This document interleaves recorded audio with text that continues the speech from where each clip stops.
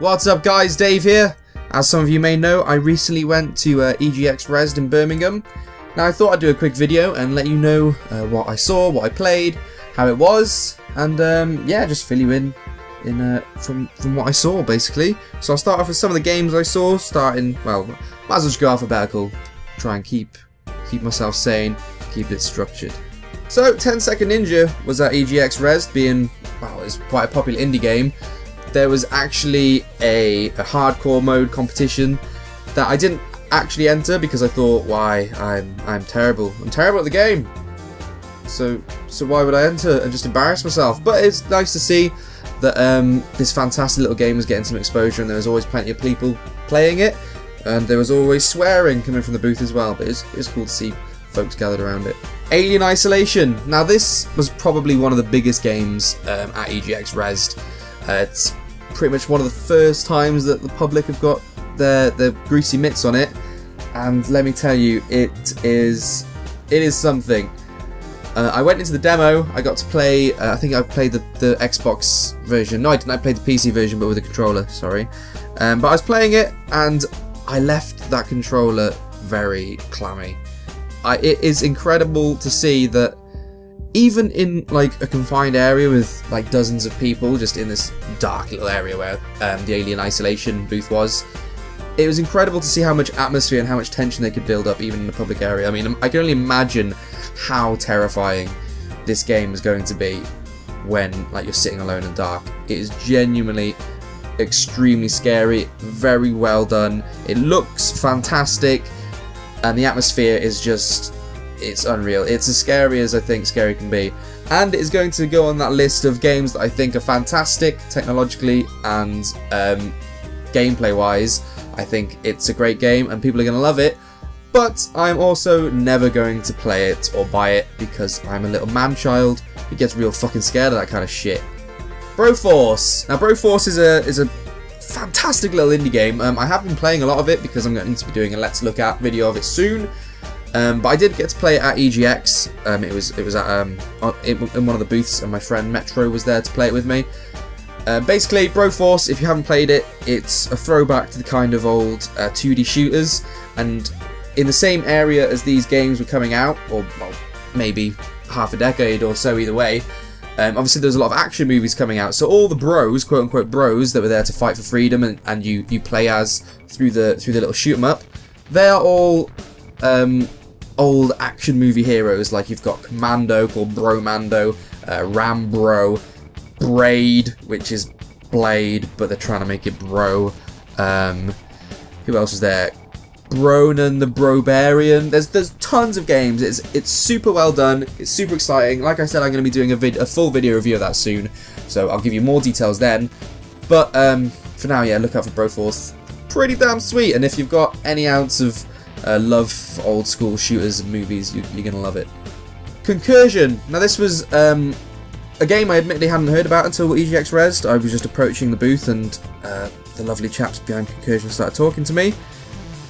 But it's kind of a well, not hardcore, but one of those punishing platformers that will, you know, it's not an easy game by any stretch of the imagination, but it's also very different. It's an idea that it's kind of weird to think, because it's such a good idea. It hasn't really been done before, but Concursion it blends a lot of genres and themes, and you'll see where the levels change.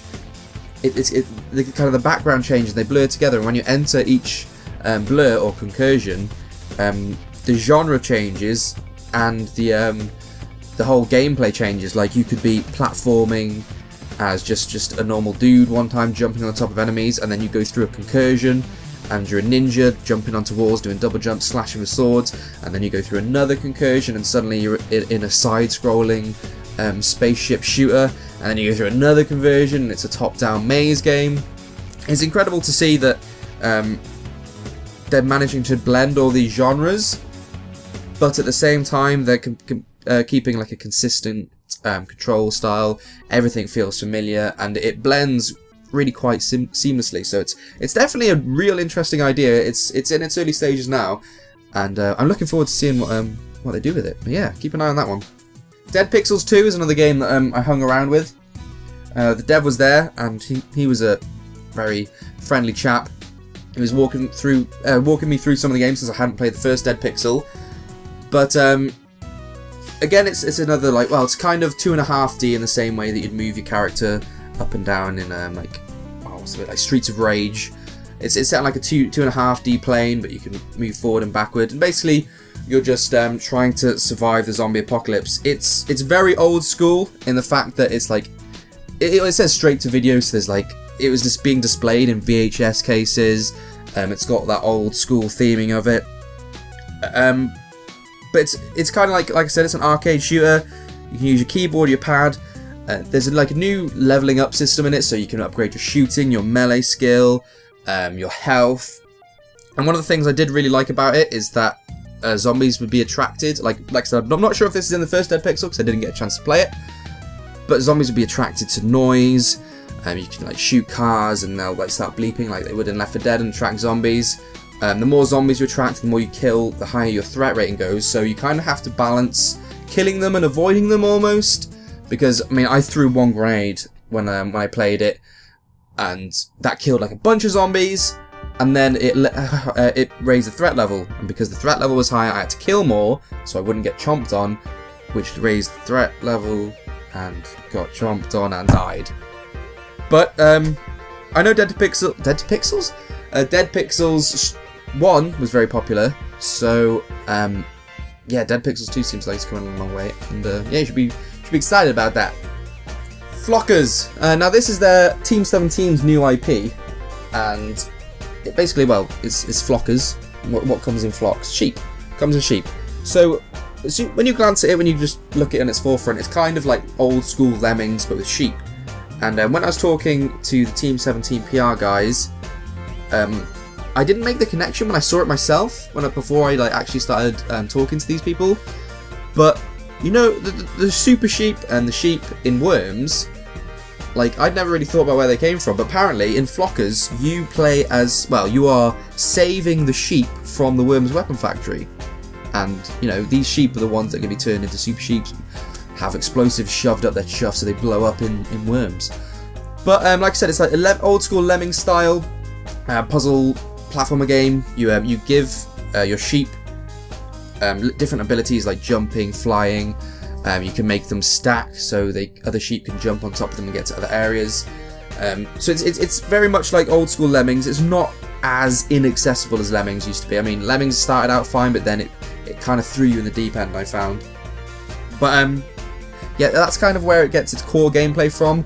But it also adds a lot of like Team 17 charm. There's a lot of references to Worms. It's really gory. You will see your sheep get minced up in some horrendous ways. Sacrifice is a big part of it. Like it was real tough to get all the sheep to the end. But yeah, this is the new IP. We're going to see what they do with it. I'm going to hopefully get the game itself as soon as I can when it comes out. Maybe do a review on that. But yeah, stick around for that. Pretty cool stuff. Pretty nifty idea, and it's cool to think that they're getting. It's a new idea, but they're still connecting it back to their like most popular IP, which is Worms. But yeah, Flockers, pretty flocking good. Foul Play. I've done a Let's Look At video on Foul Play a little while ago. Super fun brawler. It's coming to console now, which is awesome to see. It's awesome to see it's getting it's already been on console, but I'm pretty sure it's coming on PS4 now, which is fantastic because it is one of the best side-scrolling brawlers since I played since Castle Crashers. If you want to see more on Foul Play, I've done. I think Foul Play was like my first Let's Look At video. So go and check that out, and yeah, it's pretty sweet. Gods Will Be Watching. Now this originated, I think it was a year ago, maybe more. It was a game from the Ludlum Dare competition. Am I pronouncing that right? It's kind of like a game jam, but the idea of it is that you're stuck on this, I think it's an alien planet, and you can actually play the first demo of Gods Will Be Watching online. If you just give it a quick Google, it's on their website, and you can play like the first iteration. It's just in Flash on their website. But you are the sergeant of this group of survivors, and you need to make certain decisions and prioritize certain resources to last 40 days to get your radio repaired and to get rescued. And there's like disease that you need to balance with everyone's emotional state. You need to keep everyone on their toes, keep everyone fed, keep everyone warm. And it's really easy to lose a lot of people and eventually just lose completely. And there's a lot of like emotional ties into it, because sometimes you won't have enough food to last something, or some guy is getting nuts and you need to put him down. And everyone's got like an intertwining relationship. But it's kind of like a really punishing point-and-click adventure, but it's only set on one screen on the original. Now in the full release, now it's being picked up as a full game. It's going to have numerous little adventures and little problems that your group's going to be in.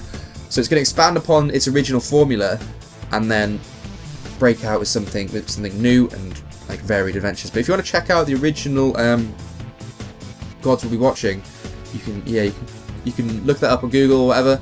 You're not going to Bing it. Who uses Bing? Come on. But yeah, I highly recommend checking that out as well, because I played the full version. Well, not the full version, but the version they had at EGX this weekend, and I kind of had no idea what I was doing, to be honest. But then I kind of looked it up, played the original, and it's pretty damn interesting, so check that out. Hearthstone. Now this is obviously Blizzard's trading card game sort of thing. Same thing. Well, you get a lot of inspirations from Magic the Gathering, or at least I do. I mean, probably a lot of hardcore Hearthstone players will disagree with me there, but that was displayed at EGX Rezzed. I didn't get a chance to play it myself. I have actually got a beta key that I could play. But so if you guys would be interested in watching me be shit at Hearthstone, let me know. But it was cool to see a lot of people are gathering around this new idea, and even though it's kind of like a basic idea, like it just being like a card game, it's cool to see how passionate people are getting about it and how it's taking off. So that booth was always full as well. So yeah, if you want to see me play Hearthstone, then I think I've got the beta key rocking around somewhere, so let me know. Hotline Miami 2, wrong number. Now, I was a big fan of the Hotline Miami 1, even though it was weird as fucking shit.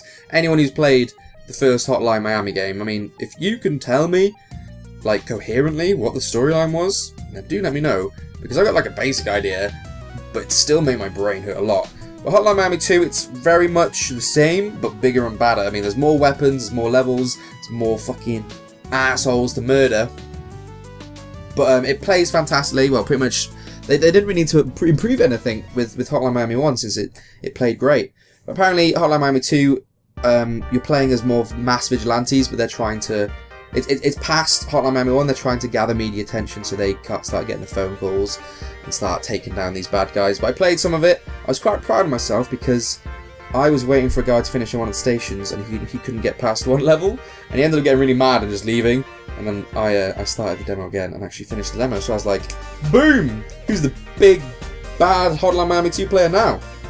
But if you're a fan of the first Hotline Miami, you'll definitely be a fan of the second one. It's got its same awesome soundtrack, same crazy visuals that like make the titles really hard to read, same 80s style, same just gory, awesome top-down adventure. If you haven't played the first Hotline Miami, go play it. It's great. Kenshi. Now, I'm not sure what this game was. I mean, I jumped into it, and I kind of got the basic idea of it, but there was no one on the station at the time. Or those people and they were busy, so I kind of had no idea what to do. But it looks like, from what I've seen of it and what I did kind of play around, I mean, when I played, I was just one guy walking through a town. I bought a t-shirt. I couldn't even figure out how to leave the town. I watched a couple of other guys play, and I watched some stuff on YouTube. It kind of reminds me of old school, like a Baldur's Gate, but in like post-apocalyptica. Like you can bring up squads. Apparently resource and base building management is a big thing of it. You can like create your own base.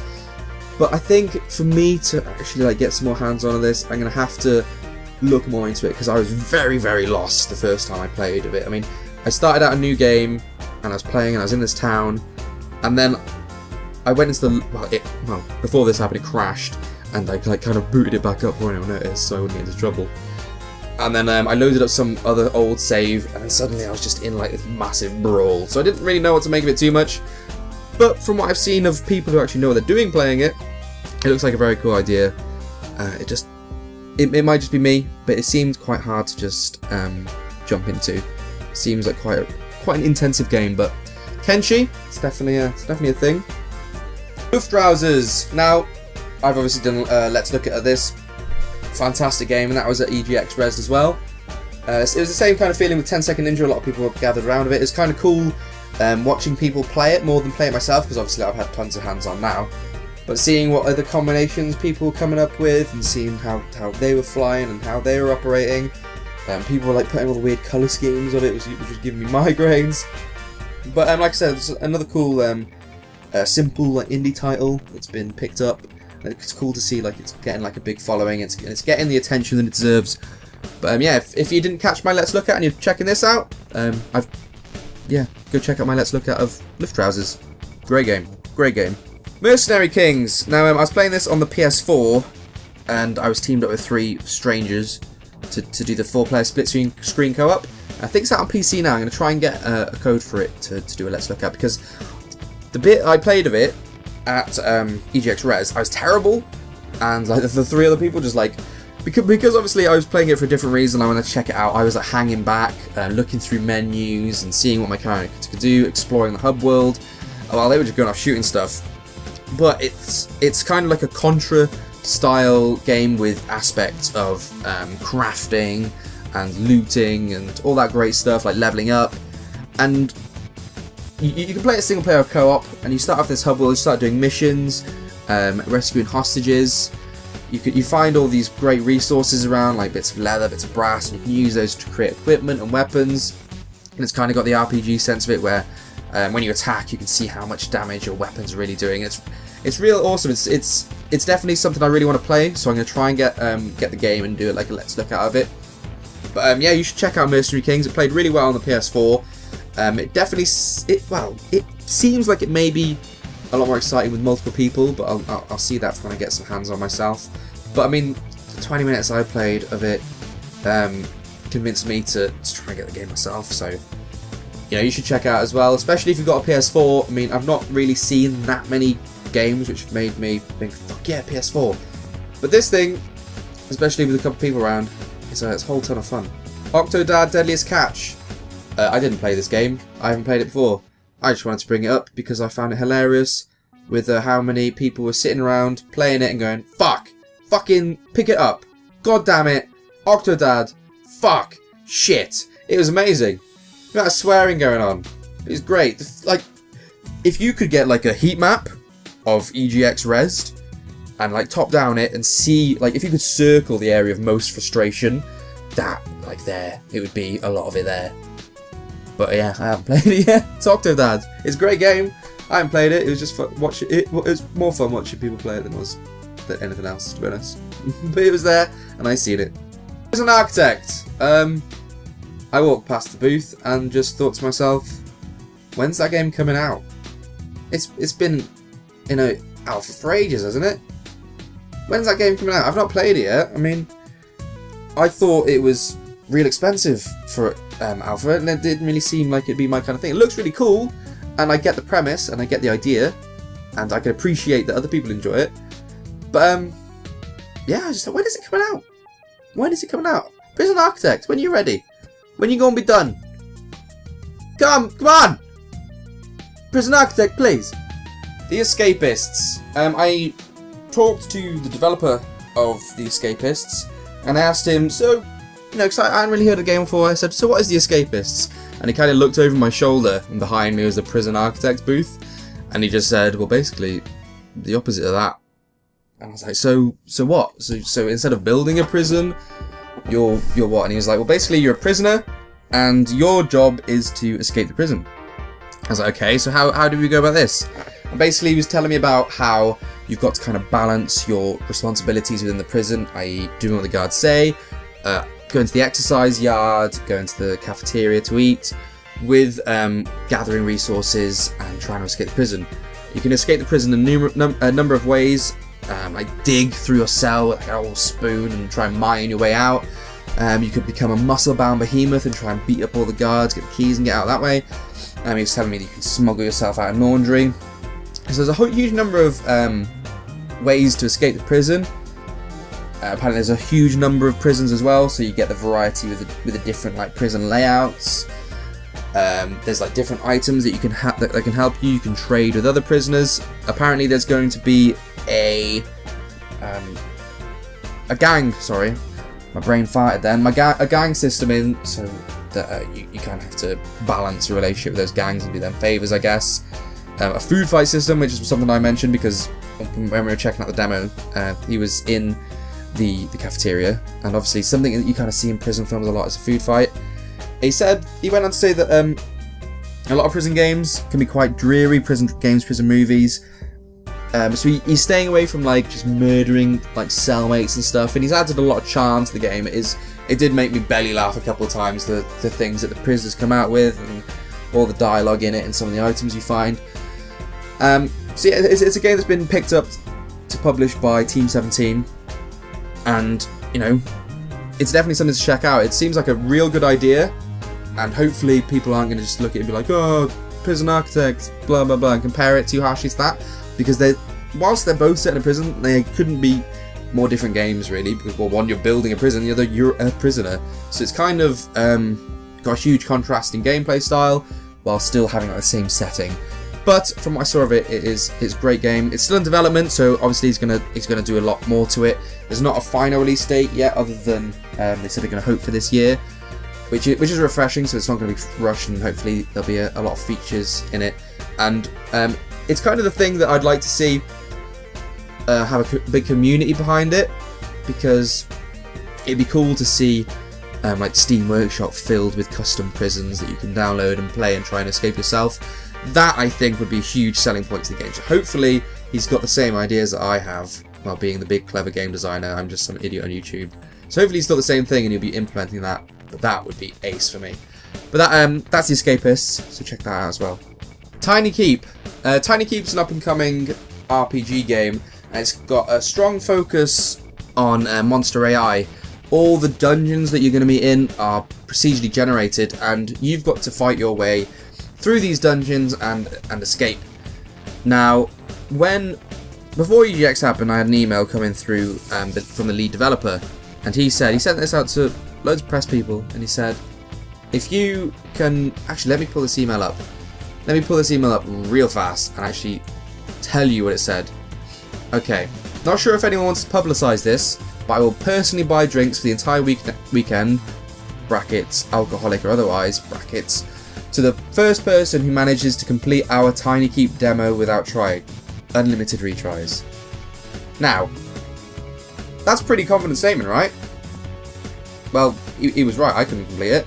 It's a great game, it's a great little RPG, and its focus on like monster AI and the procedurally generated dungeons makes it a damn tricky one. So it's definitely going to be a challenging game. I'm looking forward to it. It's got great ideas behind it, escaping all these dungeons, and it looks fucking adorable. It's a real pretty game. It's definitely right in my street. So hopefully we'll see. I'll be able to get some code for that and maybe bring a Let's Look out for Tiny Keep. But I didn't get any free drinks. I'm not sure if anyone else did. It's a pretty confident statement, and goddamn, does he deserve his confidence. Titanfall. Well, Titanfall's out. We know all about Titanfall, don't we? Yeah, but it was. You know, it was at EGX Rezzed. I suppose not everyone's got a next-gen console or a beefed-up PC, so not everyone's played it. But, yeah, there was tons of people wanting to play Titanfall. I mean, half of them, I'm pretty sure, was people who've already played it and they just wanted to show off, like, and get loads of kills on people who haven't played it. There was a tournament that went on as well. No, I didn't manage to catch all of that. But it's cool to see that, that EA were getting people and getting some competitive gaming on the go, because it's a fantastic game, don't get me wrong. What I've played of it, I've enjoyed immensely. I mean, I might go and play some after I've recorded this, who knows?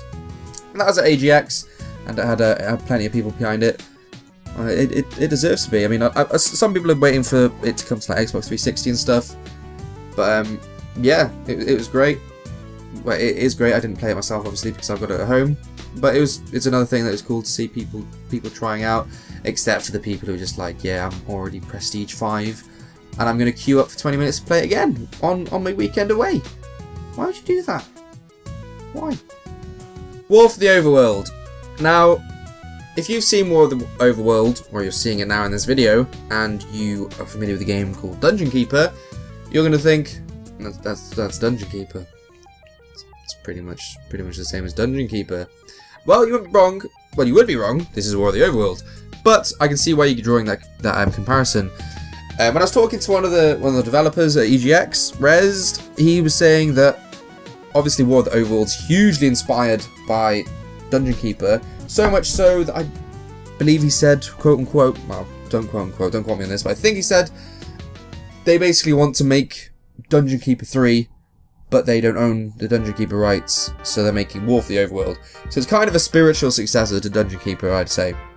It's got the same room building, mining, resource gathering things, but there's a focus on multiplayer and taking over other demons' dungeons. There's loads of minions you can use. They're really building up this this classic idea, and it was a hugely popular idea for the new generation. And it looks great. I mean, I played Dungeon Keeper, the first one, back in the day. Makes me sound old. I'm not that old. I'm 22. I mean, it was old when I played it, but I did enjoy Dungeon Keeper, and it's going to be interesting to see how this is received, because it's kind of an old formula brought to this time. So I think there's going to be a lot of people that haven't actually played Dungeon Keeper and will play War of the Overworld. So it'll be interesting to see how their opinions differ to people who played a lot of Dungeon Keeper and big fans of that, and see how those opinions differ. But it looks like it's going to be a lot of fun. It's definitely something that I'll probably give a try if I can find the patience to play it, because I sucked at Dungeon Keeper 1. I never had a chance to play. There was never any chance to play Dungeon Keeper 1 multiplayer, but with the multiplayer on this, it looks like that could bring a lot of replayability to the game. And yeah, keep an eye out for that one as well. War Thunder! War Thunder was there. I've played loads of War Thunder. The reason I queued up to play it this week, well, you got a chance to win a free t-shirt if you shot down 3 planes or shot 3 tanks. But what I wanted to see was the tanks, because I've not touched the tanks before. I know other people have been part of the beta and they play as tanks, but I'd never had any hands on the tanks, so I wanted to see how that played as opposed to the planes, because I've obviously had a few hours in War Thunder right now. I wanted to see how the tanks handled. And I jumped on one of the stations, got on my tank, server was empty, so I just drove around for a bit. So the one tank I got to try handled really well. Other than that, I don't know what to say. I mean, it was a shame that no other tanks are around. I mean, one of the guys at the station just said, "Oh yeah, the servers don't really warm up until about midday," and this is like 11 o'clock. I was like, so what? Everyone just jumps in some tanks after lunch? What was going on? But you know, the tank handled really well. It looks as pretty as the rest of War Thunder. It was interesting seeing it on the ground, seeing all the planes fight overhead. But I'll definitely, I might try and get a beta key for the ground stuff. But yeah, it was a shame I couldn't actually fight in these tanks.